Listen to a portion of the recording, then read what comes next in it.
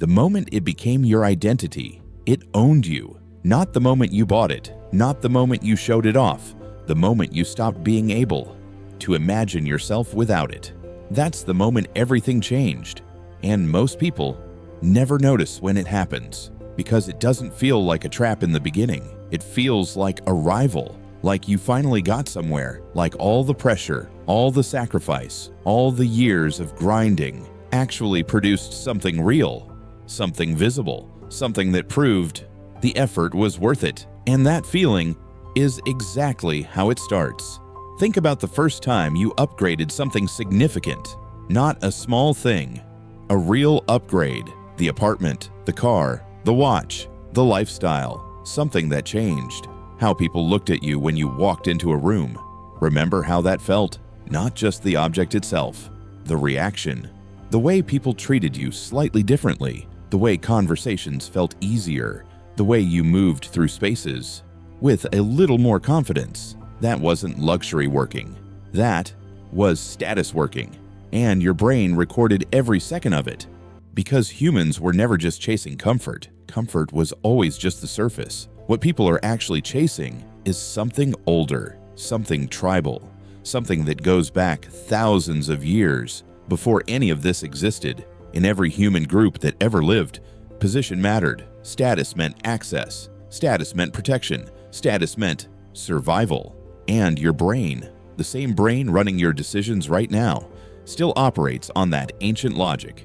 It doesn't know we live in 2026. It doesn't know that losing a status symbol won't actually get you killed. It just knows one thing: recognition feels safe. And once that happens, being ignored stops feeling neutral. So when people react to what you have, your nervous system doesn't register that as a compliment. It starts reading it as protection, like you matter, like you belong. And once your brain learns that a certain object produces that feeling, it protects that object the same way it protects your life. That's where the trap begins. Not with greed, not with vanity, with the need to feel real through other people. And the strange part is, the feeling fades faster every time. The brain recalibrates. The same level stops producing the same emotional return. So the apartment that felt impressive last year starts feeling ordinary. And quietly, without announcing itself, the standard shifts. Not because you became greedy, because your nervous system adapted, because what once signaled status no longer feels special.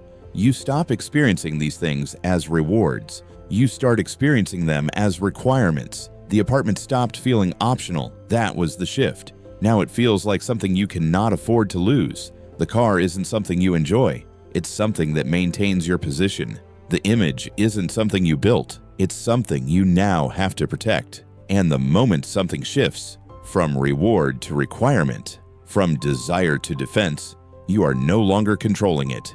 It is controlling you. When did you stop asking, "Do I actually like this?" and start asking, "What does this say about me?" It sounds small. It isn't, because one question comes from genuine desire. The other comes from management. You're managing an image now.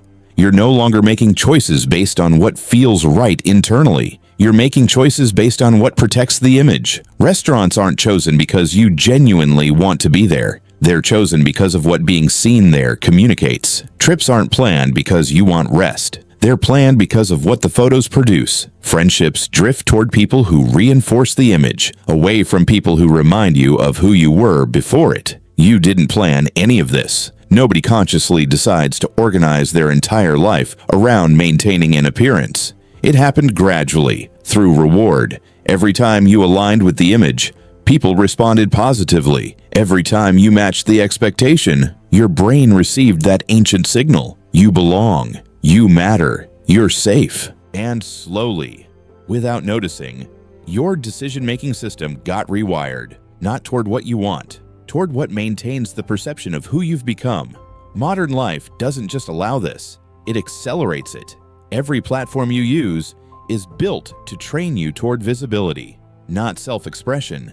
Visibility. Self-expression is internal first. Visibility is external first. And when visibility gets rewarded consistently, the brain stops developing the internal version. Why build something nobody can see? Why feel something you cannot document? Why become something that doesn't translate into a signal? And so people stop growing privately. Everything becomes externalized. Experiences are chosen for presentation. Opinions are shaped for approval. Even self-improvement becomes performance. People don't want peace anymore. They want proof of peace. A quiet dinner isn't enough now. It has to become a photo, a story, a signal, and if nobody sees it, it almost feels like it never happened. That's how deep the conditioning goes. The modern mind stopped asking, "Who am I becoming?" It started asking, "How am I being perceived?" And those are completely different lives. Performance became more valuable than truth. Most people don't even notice when it shifts. They just know. Something feels wrong, like they're working harder than ever, getting more than ever, and somehow feeling less. Because perception is unstable, you cannot fully control it, which means the person who builds their self-worth through visibility has to stay visible forever. There is no finish line, no point where you finally rest, because the moment you go quiet, the anxiety starts. The moment you downgrade, the shame surfaces. The moment someone rises above your level, your nervous system reads it as threat, not competition. Threat. Your brain doesn't experience status comparisons casually. It experiences them emotionally. So people monitor constantly who earns more, who travels more, who looks admired online. A person opens social media for 2 minutes, and suddenly their own apartment feels smaller. Their clothes feel outdated. Their life feels behind. Nothing materially changed. Only their perceived position changed. Not because you're shallow, because your emotional safety became attached to a hierarchy that never stops moving. And that's exhausting in a way most people cannot explain. Because from the outside, it looks like ambition. It looks like discipline. It looks like success. But from the inside, it feels like running on a treadmill that keeps accelerating. And the terrifying part is you cannot step off. Because stepping off doesn't feel like rest. It feels like falling. This is the point where the trap becomes a prison. Not because of the money, not because of the lifestyle itself, because of what the lifestyle became inside your psychology. A person buys a certain car, people respond. The identity attaches. Now they cannot be seen in something average. Not because average is materially painful, because average now threatens the self-concept they built. Another person builds an image around confidence, status, high achievement. Now every ordinary moment feels like failure. They cannot relax in public. They cannot look uncertain. They cannot disappear. They cannot be ordinary in peace, because somewhere along the way, the audience they trained started expecting a character, and now they perform that character, even when nobody asked, even alone sometimes, because the performance became more familiar than the person underneath it. Can you downgrade without feeling ashamed? Can you disappear without feeling irrelevant? Most people can't, not because they're weak, because their identity is now dependent on maintaining a certain external reality. And when identity depends on external things gain power over internal states. The watch doesn't just sit on your wrist anymore. It holds part of your self-worth. The apartment doesn't just give you shelter, it gives you permission to feel secure about yourself. The image doesn't just represent you, it became you, and protecting it starts feeling identical to protecting yourself, because to your nervous system, there is no difference. Luxury doesn't only cost money, it costs psychological upkeep. Once people associate you with a certain level, you feel pressure to remain there, even when it drains you. Even when you're exhausted in ways money cannot fix. Even when you privately miss simpler versions of yourself. Because downgrading socially doesn't feel financial. It feels existential. So people stay, not because they love the lifestyle, because leaving feels like self-destruction. They stop taking risks that threaten the image. They avoid honesty that cracks the surface. They avoid environments where they look less impressive. Everything starts feeling managed, even personality. You stop laughing too loudly. You hide interests that don't fit the image. You avoid posting things that feel off-brand. Every sentence gets filtered through. Does this fit who I'm supposed to be? And eventually, people stop knowing what they genuinely want.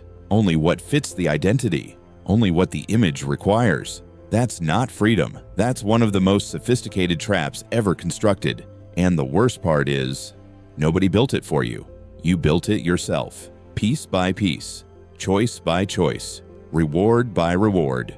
There's a contradiction at the center of all this that destroys people quietly. The more artificial you become, the more socially successful you often appear, and the world rewards you for it, which means the trap doesn't feel like a trap.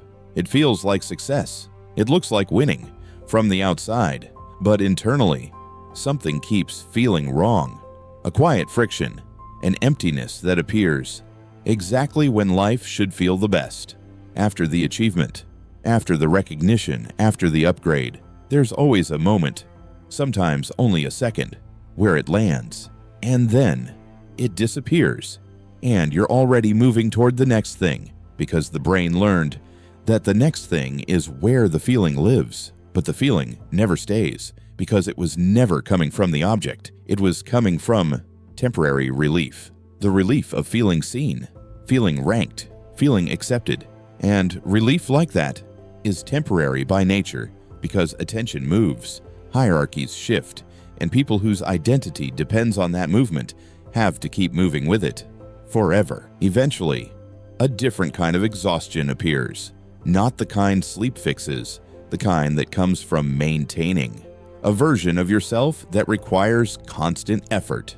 You become divided. One version exists publicly, one version exists privately, and the distance between those two versions keeps growing until the public version starts feeling more real because you spent more time in it, more energy maintaining it, more attention protecting it, so much more.